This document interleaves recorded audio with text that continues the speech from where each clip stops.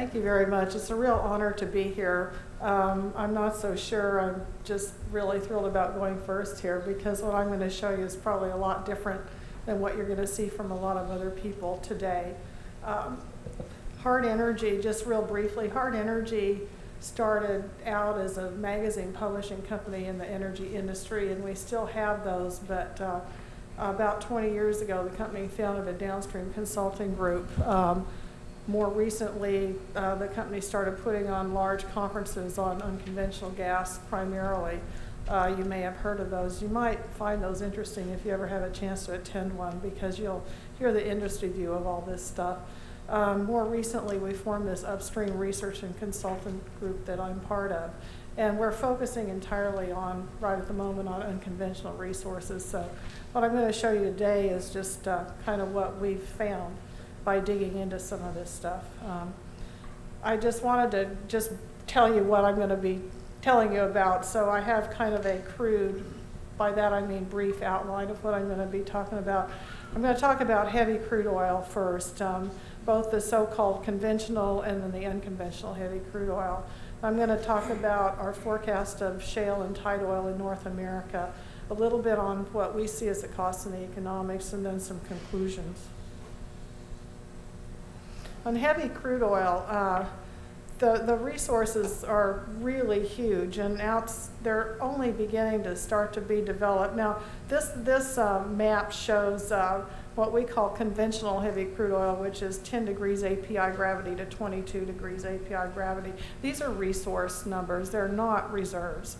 They're just oil in the ground. These came from partly from the USGS and partly from some updates that we did just based on some new discoveries that are out there. The below 10 degree stuff is bitumen. In some places it's actually mobile in the reservoir. It's called extra heavy oil. That's found mainly in Venezuela. The Americas has by far the largest resources of this bitumen, this very heavy below 10 degree API gravity stuff. It also has significant conventional heavy oil, and in fact in California this heavy oil's been produced there for about 100 years, so this is not something really new. If you look in the rest of the world, there's some in Europe, some in Africa that's mainly undeveloped, that's starting to be developed. The Middle East has huge heavy oil resources that are almost entirely undeveloped right now, and these are the conventional heavy oil, not the bitumen stuff. China, Asia is mainly China, there's some in Indonesia, and then Russia and Central Asia also has these resources. This is our outlook for it. This is heavy crude oil. This is a field level forecast globally of heavy crude oil by region. And so it's a very bottom up forecast of what's out there. And you can see the growth. We've got North America growing. Of course, this is entirely due to Canadian oil sands oil. This is both the real heavy stuff and the conventional heavy oil, so it's all lumped together. It includes the diluents and stuff that are necessary to blend with the Canadian oil to get it to market. So you've got North America growing because of Canada, South America growing because of Venezuela, primarily. You've got Europe, Russia, and CIS. I've lumped them together. They're very small, and there's really no growth there. Africa, a little bit of growth, Asia Pacific, pretty flat, and then the Middle East grows because of the development of these large, they're known resources, they've just never drilled them. They're planning to do it, apparently. Whether they'll get there or not is another story, because a lot of this is actually in Iran. And this just lists some of the projects that are in there and the incremental capacities. These are not the incremental production because they all come on at different times. They decline at different rates. But these are the projects. That's not the entire list, but it's the main projects that are in that forecast. And I've just shown the incremental capacity of 2020, and then further out in time, obviously, the later in time you go, the cloudier the crystal ball becomes. So but there's still some out there that we think is realistic. Whether it'll be done or not is a different story. But you can see it's all over the world. These resources exist everywhere. It's not just Canadian oil sands, for example. It's not just Venezuela. So having talked about heavy crude oil, let's talk about shale and tight oil. We also do play level forecasts of the of tight and shale oil production in the United States and Canada. And this just shows it by play. And you can see the Bakken, Bob Hirsch mentioned the Bakken. We have a Bakken forecast down there. We have Eagle Ford, those are the big ones. There's also the Permian is also a very large, fairly new kind of shale and tight oil play that's just getting started there. And we see it gets up to about 4.5 million barrels a day, which is quite a lot. And by 2030, this produces about 28 billion barrels of crude oil. And like I say, it's just the United States and Canada. I have absolutely no quarrel with the decline curves that people use. In fact, I think mostly the industry uses very optimistic decline curves. This is, we've looked at a lot of shale well decline curves, and they typically follow this power law relationship. Here's a well in the Bakken. You can see the incredibly steep initial decline from that well. And I just listed the parameters in the power law curve, so if anybody wants to look at it later and do the math yourselves, you can. I'm going to diverge a little bit and talk about the Barnett Shale, which is actually gas, and there's a gas session after this. But I just wanted to show this because even though you have these really steep power law decline curves, if you drill enough wells, you can get a pretty good production rate. And this is actually, that yellow line is the actual production from the Barnett Shale. The blue squares are the calculated production using 12 type curves. They're all power law decline curves, and distributing, assigning each of the 15,000 wells that are in that play to a particular type curve and just adding it all up. And I can do a pretty good job that way of matching the actual production from this play. I just decided to extend it on out a little bit. I slowed down the drilling, and you can see it starts to decline pretty quickly.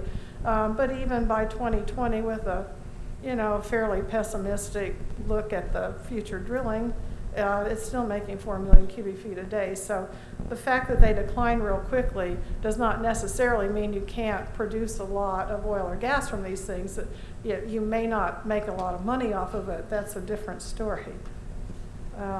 In the Bakken, we see other kinds of decline curves. We see these harmonic decline curves in some of the wells, and these are mainly up in the immature portions of the play where the oil is a little bit higher gravity. They tend to be rather low rate wells too, but at least they don't decline using a power law type relationship. This is what the industry uses primarily, a hyperbolic decline curve. I think these are pretty optimistic for any kind of a shale play.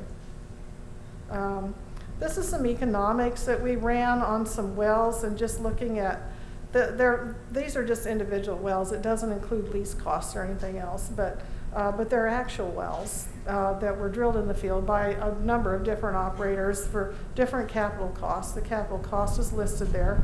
The average oil rate during the first year is listed there. There's one that's really good. The average gas oil ratio, the calculated ultimate recovery, EUR means estimated ultimate recovery. And then the rates of return. And you can see they vary quite a lot, from 4%, which isn't very good, all the way up to, there's a typo in that one, it's not 87%. I think I pulled an old graph, but they get up to about 20%, so they're not impossibly bad. These are some break-even economics that we've calculated also. Again, they're they're individual well economics, but they tend to hover between $40 and a little over $50 a barrel. There's one there that's very high. It's $72 a barrel. That's not very good. And these kinds of wells, there are probably a number of these wells, so not all the wells are even economic. But on a play level basis, they must be, or companies wouldn't continue to drill them. Just looking at some cost comparisons of different sources of crude oil. These are just initial investment costs divided by the initial reserves developed by that investment in millions of barrels, and then the dollars per barrel is just dividing the two numbers. So You can see that the real heavy oil sands type stuff it's fairly costly, you know, $9 to $17 a barrel just to drill the wells and get the facilities and everything going to produce it. So it's fairly costly. It doesn't include operating costs. There's one that's real high cost in the Congo. It's because it's remote. You look at the more conventional heavy oil, which are the lighter colors, you still see some very high costs, except in the Middle East, and you still have a lot of fairly, what I call cheap oil left in the Middle East.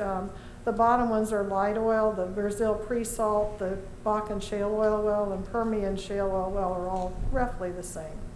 So it's out there, it's just not cheap, other than in the Middle East.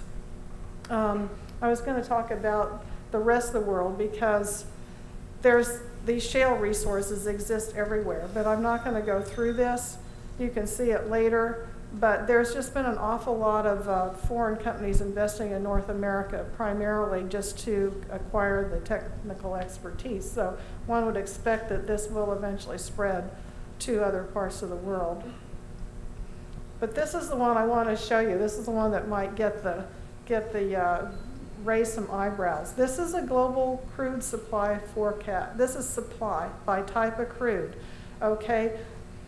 That great big blue wedge down there is light and medium crude. This is not my forecast, so I cannot swear by this particular forecast. The rest of this stuff these are our forecasts, and they're fairly rigorously done, so I don't feel like there's anything weird about them. The light and medium crude is fairly flat, but it's not really, it's kind of at a plateau level out to 2030. And then you've piled on top of it the various types of heavy crude oil, North American shale oil, condensate and NGLs. And yes, this is a volume, it's not energy units, but that EIA demand curve in the yellow squares there is actually in volume terms as well. And yes, NGLs have a lower energy content, and they're mainly used for petrochemicals. But what this shows, instead of a shortage coming in the near term, it might be a slight oversupply. And there was no attempt here to reduce OPEC production for quotas or anything else. It's just a supply, and it's a scenario. And, you know, a few years ago, I never would have showed supply curve like that. So I just like to quote Yogi Berra, the future ain't what it used to be.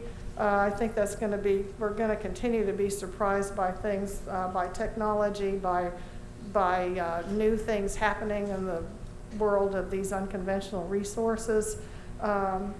This just lists kind of numbers. I don't really like to go through word slides that much, but what we see, what I see right now is not any impending shortage of crude oil, and in fact it could be the opposite. There are of course always possibilities for interruptions and that sort of thing. So with that, thank you very much for your attention.